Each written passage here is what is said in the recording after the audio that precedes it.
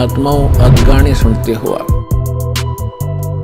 या फिल्म देखते हो टीवी पर या मोबाइल में, या बकवाद देखते हैं, सुनते हैं किसी चुटकुले वगैरह, घर में एक दुर्घटना घट जाए,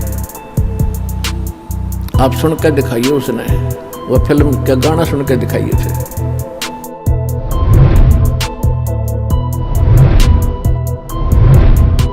तो परमात्मा ने या बुद्धि दी जीव को ये ऐसे इंटरनेट सिस्टम और ये media channels, projector, DVD, CD, mobile, chip, ये मेमोरी कार्ड बनाए दाता ने बनवाए।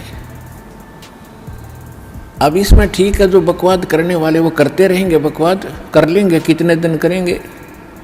देखो पुण्यात्माओं, आज गाने सुनते हो आप या फिल्म देखते हो टीवी पर या मोबाइल में, या बकवाद देखते हैं, सुनते हैं किसी चुटकुले वगैरह, घर में एक दुर्घटना घट जाए, आप सुनकर दिखाइए उसने, वह फिल्म का गाना सुनकर दिखाइए फिर। तो ऐसे गंदे लोक में हम ये गाने सुने और सुनाएं, गाने गाएं, यहाँ तो रोना पीटना है सबका। और इसमें भगवान की भक्ति साथ लेकर और इस मालिक की आरती दिन रात करो, भगवान की भजन दिन रात करो। ठीक है, कोई दुर्घटना घट भी जाए तो मालिक की भजन नहीं छोड़े, आरती इसी तरह करता रहे, इसमें बिल्कुल बंद नहीं करे, क्योंकि दुख हल्का भगवान ही कर सकता है। उसको रोते रोते भी मालिक ने याद करे। तो कहने का भाव ये है कि इस गंदे लोक में हम भूल जाते हैं, किसी के घटना घट गई, हम एक औपचारिकता करने जाते हैं वहाँ पर, अगर वो हमारे आया था और हम नहीं गए तो वो दुख मानेगा। बस वहाँ थोड़ी सी देर बस पूछ लेते हैं कैसे हुआ, क्या हुआ, बहुत बुरा हुआ, बाहर आते फिर वो सैर सपट्टे अपने जो के तो रहते। जिसके लागे सो तन जाने, और यह सब क्या लगेगी, किसी के पहले लग जाएगी, किसी के बाद में लगेगी। या तो कोई नहीं बचेगा इस मार से, काल के कोल्लू में सब पड़े हुए हैं,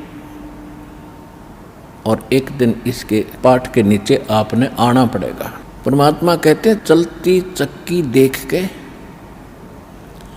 और दिया कबीरा रो, और दो पाटन के बीच में साबत बचा ना कोई। चक्की के बीच में चक्की चल रही है पत्थर की, उसमें कणक डाली जा रही है, कहते दो पाटों के बीच में, इस काल और माया के बीच में आपको पीसा जा रहा है, इसमें साबत कोई नहीं बचेगा। फिर कहते हैं कि किले से लागा रहे ताका नाश न हो। हमने देखा कि हमारी माताएं हाथ से चक्की पीसा करती थी, और उसमें एक किला होता था, किला बीच में एक ऐसे दोनों पाटों के बीच में सेंटर में पाट होते गोल गोल चक्कर पत्थर के, उसमें एक तो डंडा सा लगा होता था उसको घुमाने के लिए, और एक उनके सेंटर में एक सुराख सा होता था, उसमें एक लकड़ की ऐसे गोल सी लंबी लंबी सी एक लगी हुई थी गुटका सा, और उसके चारों तरफ उसके खाली स्थान होता था, उसको किला बोलते थे। अब जो कणक उस किले में पड़ गई वह तो ज्यों की त्यों रहती थी, उस पर उन दोनों पाटों का असर नहीं होता था, और जो उन दो पाटों के बीच में आगे वह सारी पीस दी जाती थी। तो यहाँ परमात्मा कहते हैं किले से लागा रहे ताका नाश ना हो। तो हम परमेश्वर कबीर जी के साथ लगेंगे, ये किला है इस काल के चक्की के बीच में, और जो परमात्मा के संपर्क में इसके निकट आ गया, फिर काल के इस पत्थर यानी दोनों पाटों से बच गया।